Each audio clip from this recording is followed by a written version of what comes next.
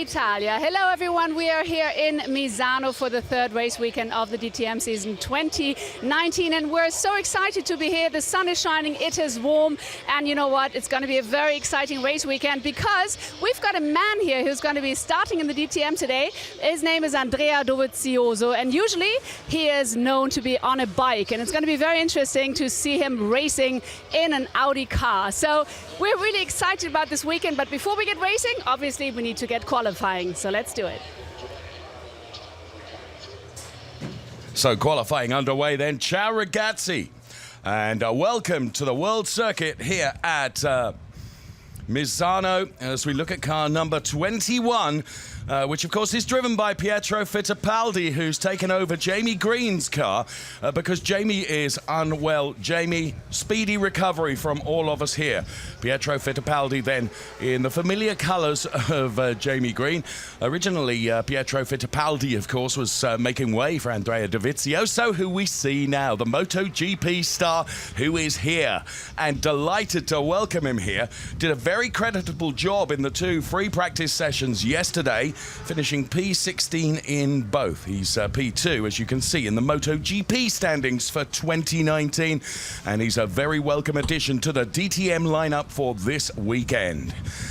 Of course, we have Audi, we have BMW, and we have the R Motorsport Aston Martin, and Jake Dennis then in the Aston Martin Vantage DTM. Point scorer is Jake Dennis. Ready to be released, and here is Joel Eriksson, who of course took his maiden DTM victory here in Misano last year and did a great job. So he won the Sunday race here in 2018, and the car's about to be released then for their qualifying session here at Misano. Hello, you're welcome to join us. Delighted that you're with us for this quali session, which will set the grid for the race to come this afternoon, and of course it carries with it some valuable points for P1, 2 and 3 in terms of qualifying, because P1, 2 and 3 take 3, 2, 1 points respectively. Andrea Dovizioso then awaits his DTM debut. Of course, he's had his practice sessions. He's also been coached by Matthias Ekström this weekend, who's kind of a fine coach to have, if we're honest. And we await then the green light at the end of the pit lane so that the cars can get out. 4.226 kilometers, 16 turns, 6 of them left, 10 of them right. Think about this, in the hot temperatures, some 42 gear shifts per lap here at Misano, which hosted its first competitive event back in 1972. The number 7 car of Bruno Spengler, DTM champion, of course, back in 2012. Upon BMW's return to the DTM. So Bruno Spengler will be hoping for good things during qualifying. And Bruno's best finish thus far this season, a P5, which he took in the second race at the opening round at Hockenheim. So weather conditions absolutely fine and glorious. Have been topic of conversation has been what is going to happen with regards to tyres and the longevity of the tyres during what is expected to be 2 very hot races across the course of this weekend. Who is going to manage, or who are going to manage their tyres well? That tyre strategy is going to be oh so important here at Misano. Philipp Eng then, leader of the Drivers' Championship on some 59 points. And of course, Philipp taking his maiden DTM win at the last event at Zolder. Absolutely delighted for Philipp. Great weekend for him, taking a P1 and a P2 at Zolder. And now, as a consequence, leads the Drivers' Championship. But still an awful lot of racing to come between now and the end of the season, which comes at the beginning of October at Hockenheim.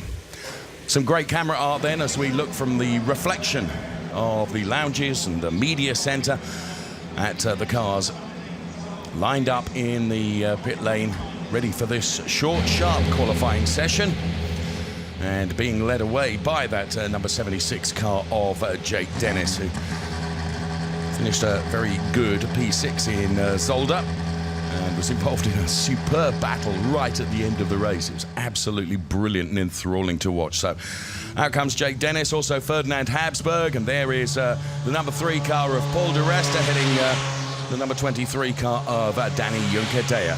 Car number 47, driven by race winner here in Misano last year, Joel Eriksson. Then we see Bruno Spengler. The rookie sensation that is Sheldon van der Linde, who in 4 races has taken a P6 and a P5 in car number 31. And then we see Philip Eng in that BMW. There is René Rast then, who was one of those drivers that struggled a bit with tyres in free practice sessions yesterday, picking up a puncture, as did a number of the drivers. He races, of course, for the Audi Sport Team Rosberg, run by Arno Zenzen. And alongside is the familiar colours of Jamie Green, but that car being driven by Pietro Fittipaldi this weekend. So the RS5 DTM car from Audi.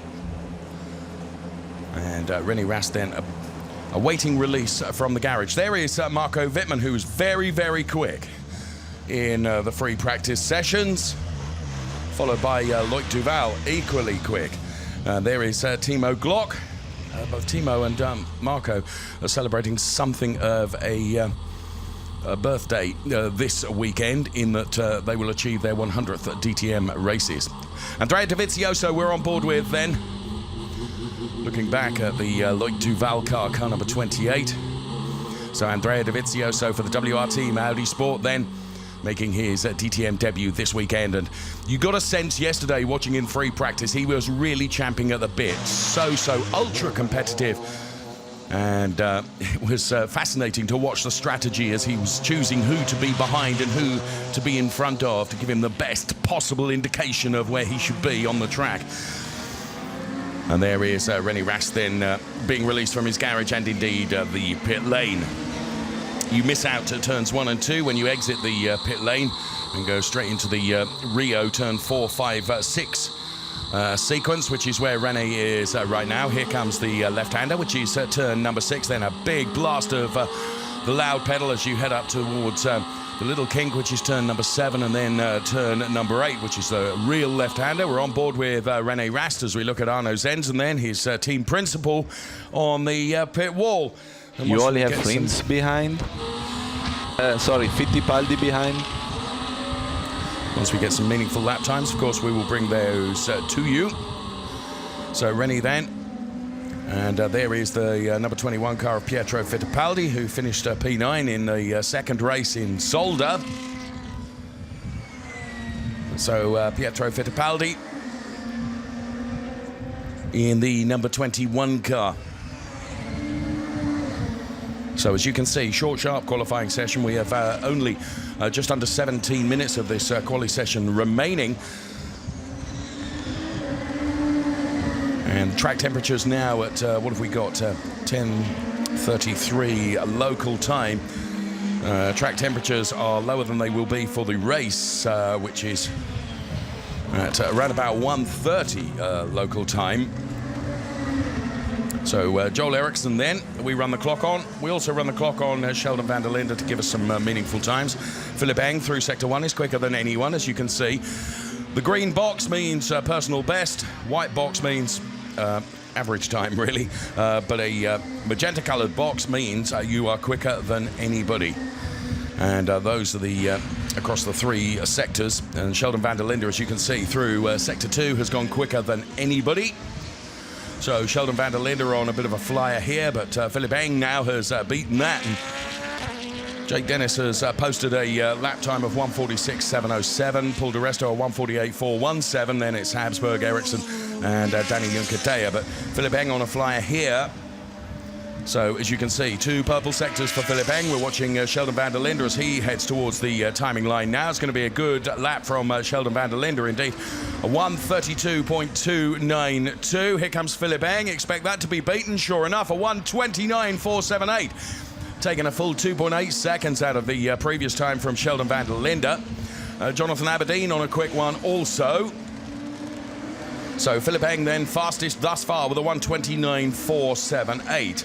Jonathan Aberdeen crosses the timing line, taking 3/10 out of Philip Eng's time with a 1:29.142. So game on already in this qualifying session in terms of who is going quickest.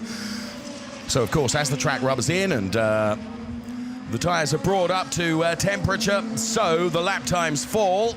Joel Eriksson quicker through Sector 1 and Sector 2. This is going to be a brilliant lap from Joel Eriksson. We're watching Philip Eng at the moment, but Joel Eriksson with 2 purple sectors. Jake Dennis now goes quickest with a 1:28.093.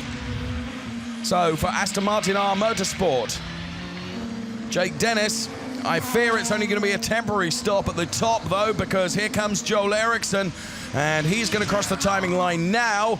And sure enough, he takes a 1.5 seconds out of the time from Jake Dennis, which had already been beaten by Paul di Resta and Ferdinand Habsburg. But now it's Bruno Spengler that goes to the top of the timing chart with a 1:25.9. So each and every time we look at the timing screen, and you may have noticed that the one car that has not been shown yet is this car number 11. Marco Wittmann, the DTM champion in 2014 and 2016.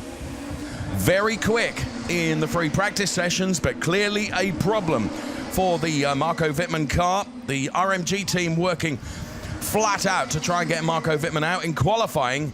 It's absolutely critical because what have we got? 13.5 minutes remaining. They need to get Marco out on track. Jonathan Aberdeen now is fastest with a 1:25.362. Followed by Robin Freins and Loic Duval as a 3-way Audi lockout at the top of the timing screen for the moment. So all eyes on the garage then of Marco Wittmann. Here comes René Rast, who is currently second fastest with a 1:25.564. So on board with René Rast then as he really propels his Audi Sport Team Rosberg car around this Misano circuit. As I mentioned, some 4.226 kilometers, 16 turns. Really technical and really challenging. 6 left, 10 right. And there, René Rast. Spent some time with him at breakfast this morning. Of course, has had a tremendous success or succession of race wins. Has René Rast won in every round so far this year, Hockenheim and Zolder, but interestingly, it's always been race number 2. So, as you can see, he's done PB in Sector 1, better than anyone in Sector 2. So we're expecting this to be a very hot lap indeed from René Rast. I think that potentially some of the tyre problems that the Audi driver suffered yesterday was taking just a little bit too much curb. And on that note, a number of drivers have had their fastest lap times cancelled, failing to manage the track limits at turn 13. René Rast indeed does go quickest with a 1:25.294. 1:25.294 then for René Rast, who just edges Jonathan Aberdeen to P2, Robin Freins P3, Sheldon van der Linde is P4. And that's Dovizioso getting past René Rast. He's currently 15th fastest in this qualifying session. 17, as you can see on the left-hand side of your screen, because Marco Wittmann yet to make his way out onto the tarmac as we go on board with Andrea Dovizioso then in the WRT Sport car. So he was, in my opinion, uber competitive during the free practice sessions yesterday. Really pushing.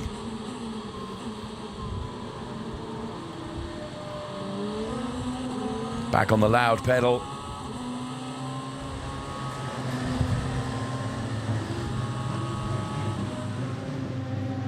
And now we get a different angle of that number 34 car with the Ducati logo down the side of it. So Rast quickest then, 1:25.294. 1:25.362 for Jonathan Aberdeen. Then it's Robin Freins who's in the pit lane. Also making the way into the pit lane is Loic Duval and Bruno Spengler and Philip Eng and Nico Muller. In fact, we've only got 3 cars out there. René Rast, Pietro Fittipaldi, and this man, Andrea Dovizioso, with a 1:27.437 is a fairly solid P15 at the moment. There, the number 62 R Motorsport Aston Martin Vantage car of Ferdinand Habsburg.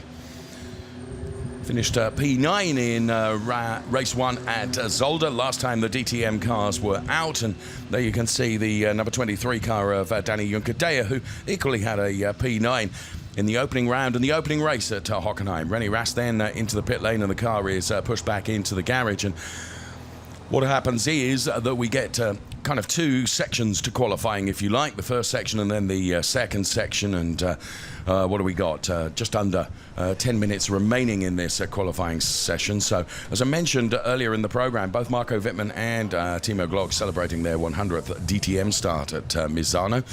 And at the moment, looking perilous for Marco Wittmann as they work really hard in the garage to get that car out for any form of laps in terms of qualifying. What Marco Wittmann desperately needs not, of course, is a back row start, which is inevitably what would happen. It looks to me like they're abandoning all hopes, because I think Marco was getting out of the car then.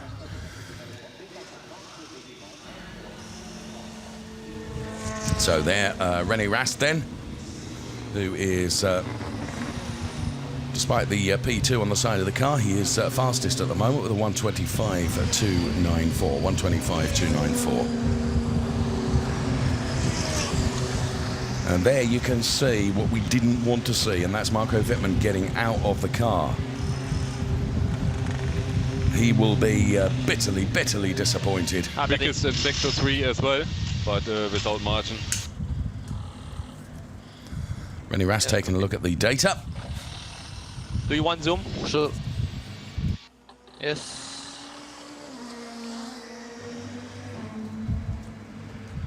Only time lost, turn 1, 2, 3. Yeah. Can you check my first lap, David, please?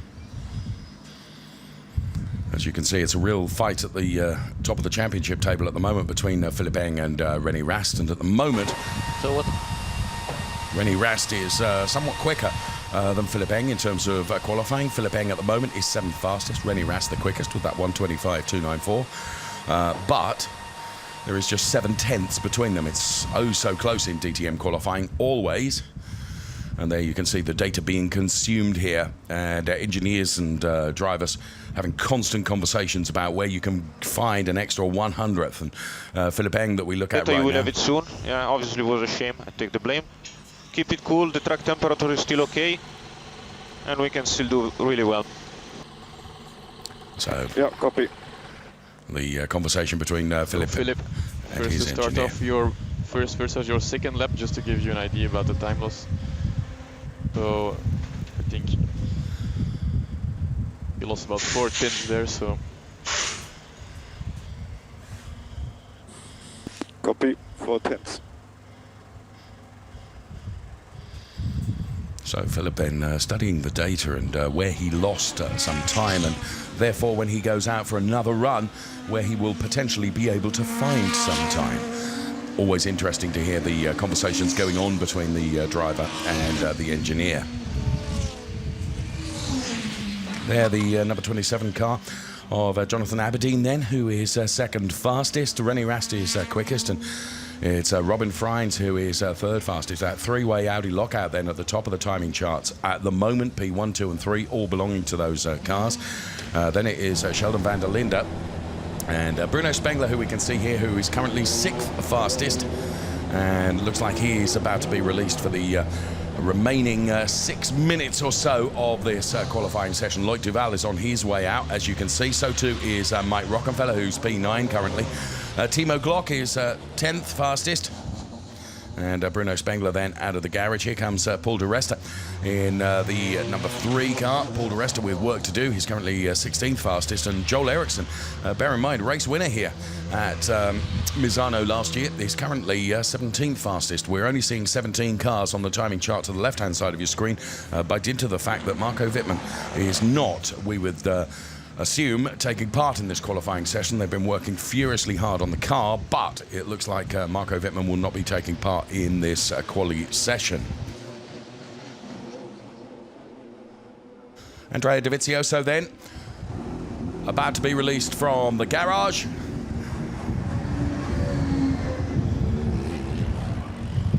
So sure enough, out he goes then into the pit lane, and we go on board with him now as he makes his way down the pit lane, which shortcuts turns 1 and 2, and the pit exit is right on the apex of turn number 3, or the opposite side of the apex of turn number 3, if you like.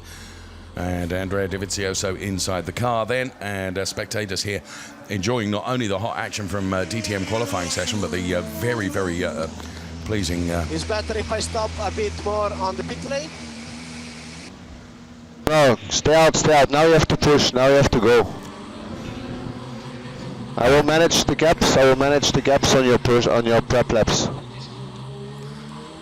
So clearly Andrea then was deliberately slow out of the pit lane to try and buy himself some track space, which is going to be oh so critical as just about all the cars are out on track now for the final 4 minutes of qualifying.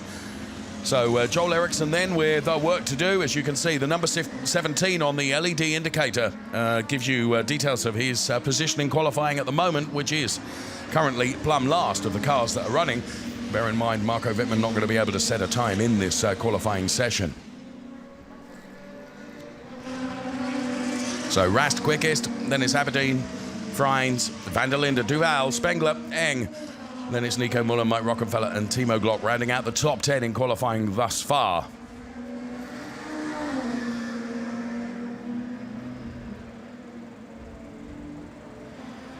They're the number 62 car of Ferdinand Habsburg.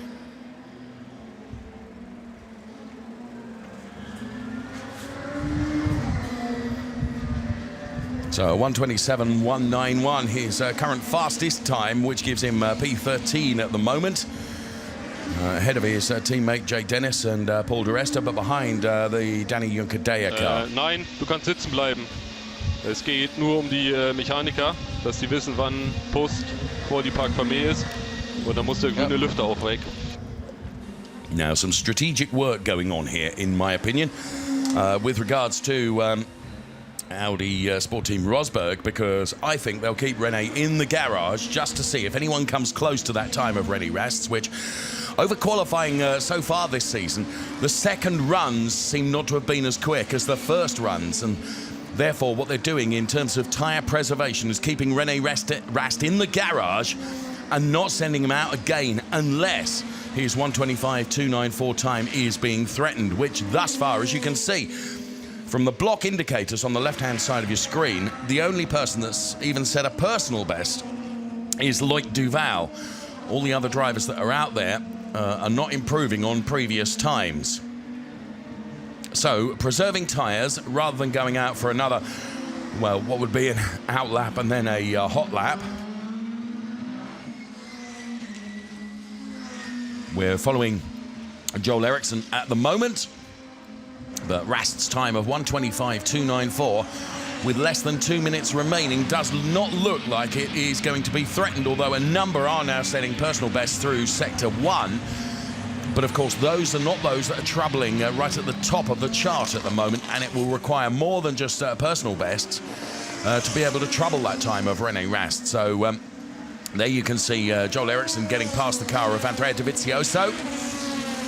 Turning the final turn number 16, and heading towards the timing line now. And as Andrea Dovizioso crossed the line, he's got time for just one more lap. Loic Duval is looking pretty lively. As you can see in the final sector, Loic Duval was quicker than anyone. Here comes Philipp Eng then. So Philipp Eng, who is currently 7th fastest, he knows he's got work to do. Back on the loud pedal again. So Philipp Eng's setting himself up here with a personal best through Sector 1 and a personal best through Sector 2. This could be and will be an improvement for Philipp Eng, providing it all goes fine during the final sector of this lap. Brakes back on the loud pedal for Philipp Eng then in the number 25 car. Comes here with his confidence on a high, leading the Drivers' Championship as the sparks fly around at turn number 16. And Philipp Eng heads for the timing line. And, well, He's still 6/10 behind. So in the end, it did not improve, and he lost it in the final sector. He's got this lap and no more. So it's this lap then that Philipp Eng needs to dial in every single turn, every single apex, and get it all absolutely right. The checkered flag is out, as you can see, and Andrea Dovizioso, a creditable P15 for Andrea Dovizioso.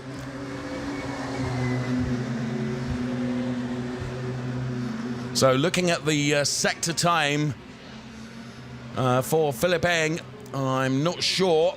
Robin Freins now has completed a personal best in Sector 1, which could be important because Robin Freins is 4th fastest at the moment with a 1:25.680. He's only 4/10ths down on René Rast and Loic Duval and Jonathan Aberdeen, but his middle sector was not so good, and Sheldon van der Linde, his first sector was not an improvement. So I really think that Audi Sport Team Rosberg have done a good job here in terms of keeping René Rast in the garage and not wasting those tyres,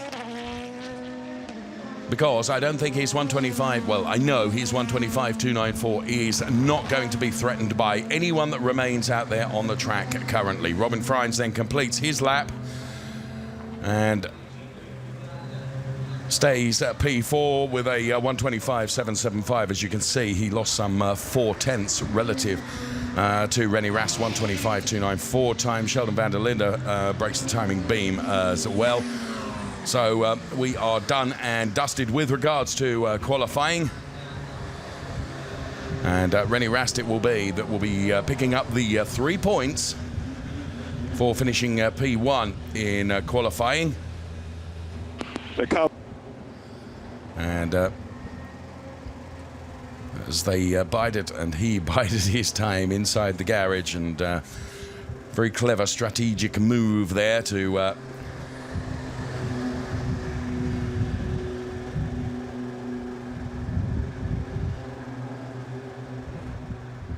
maximize the rubber that he will have available. Weather conditions are predicted to be like this all weekend long. So Rast, Aberdeen and Loic Duval then, the quickest drivers. And there is Jonathan Aberdeen. Very, very good performance indeed with that 125.362 for P2. A very good result for Audi, of course, P1, 2 and 3, and 4 for that matter, as Robin Freins ahead of Sheldon van der Linde. So René Rast then topped the chart with Jonathan Aberdeen P2, then it's Loic Duval, Robin Freins, Sheldon van der Linde for BMW, then it was Bruno Spengler, Philipp Eng, Nico Müller, Mike Rockenfeller and Timo Glock rounding out the top 10 in qualifying, and the rest, as you can see, from Fittipaldi, Ericsson, Dennis, Juncadella, Dovizioso, Habsburg, De Resta and Marco Wittmann, regrettably not making it into that qualifying session at all. So well done to René Rast, P1. Here I am with René Rast. Congratulations, P1. It kind of was a déjà vu, like in Zolder, you just staying in the box. But was it just because you thought no one's going to be better than that, or was there a different... My lap was pretty clean, and I checked the data, and I could see that maybe I can go slightly quicker. But I think saving the tire is nowadays a better option. So we obviously stayed in pit and hoped that nobody could really improve or beat my time. Loic improved and some others as well, but luckily nobody got close to my time, so obviously very happy. Been a long time I haven't been on pole, so that feels good. 3 points for the championship.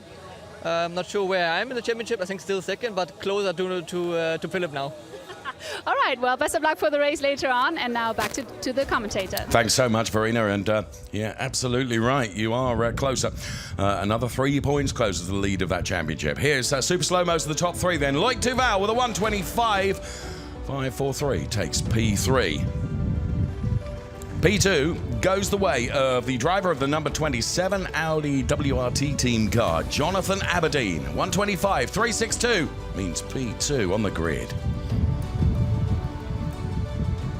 And playing the cards well during qualifying, René Rast then did it all in the first part of qualifying, then rested the car and rested the tyres, and he banks 3 points. Not only that, of course, pole position with his 125.294. Good job by René Rast and Audi Sport Team Rosberg. So the drivers all together there in the Parc Fermé area. A 1, 2, 3 for Audi in terms of qualifying. And all smiles from Loic Duval, René Rast and Jonathan Aberdeen.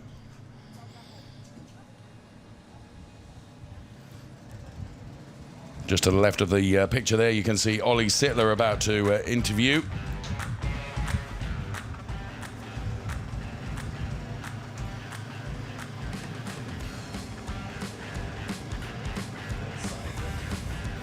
So let's take a look at the starting grid then for the race to come this afternoon. So looking forward to that. So we just look at the car of Philipp Eng and the face of the Audi driver,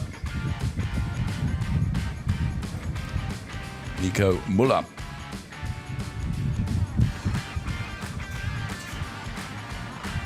So as promised then, here comes the grid for race number 5. An Audi lockout on the front row of the grid for René Rast and Jonathan Aberdeen, P1 and P2. The Audi strength continues on row 2 with Loic Duval and Robin Freins. Then a pair of BMWs for Sheldon van der Linde, the rookie driver, and Bruno Spengler, P6. Then it's Philipp Eng and Nico Müller. Philipp will be a little disappointed with P7 in quali, I suspect, ahead of Mike Rockenfeller and Timo Glock, who are on the 5th row of the grid, P9 and P10. Pietro Fittipaldi and Joel Eriksson are on the 6th row. It's P11 and P12. Then we see Jake Dennis and Danny Junkadea with a pair of those Aston Martin Vantage DTM cars. Andrea Dovizioso, very creditable performance, P15. He has Ferdinand Habsburg alongside. Then it's Paul di Resta and, of course, Marco Wittmann will be starting from the very back of the grid because his car didn't make it out in qualifying. Let's go back to Verena. Well, it certainly was a very exciting qualifying, and one thing is for sure, we can expect a very hot race in just a few hours. So be sure not to miss it because it's going to be hot here in Misano. So see you in a bit, and now here are the highlights. Enjoy.